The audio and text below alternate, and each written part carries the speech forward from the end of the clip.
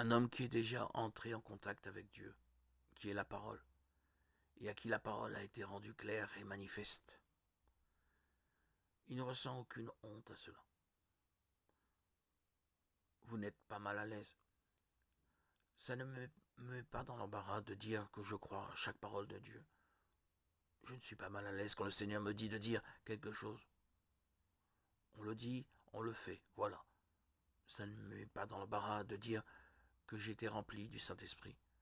Ça ne me met pas dans l'embarras de dire que j'ai parlé en d'autres langues. Ça ne me met pas dans l'embarras de dire que notre Seigneur m'a montré des visions. Ça ne me met pas dans l'embarras de dire qu'il est le même hier, aujourd'hui et éternellement. Quand on vous mènera devant des gouverneurs et des rois à cause de mon nom, ne vous inquiétez pas de ce que vous direz, car cela vous sera donné à l'heure même. Ce n'est pas vous qui parlerez, mais mon Père qui demeure en vous. Mais quiconque aura honte de moi et de ma parole dans cette génération, j'aurai honte de lui devant mon Père et devant les saints anges. Que Dieu nous aide à ne pas avoir honte, mais qu'il nous aide à être un témoignage vivant.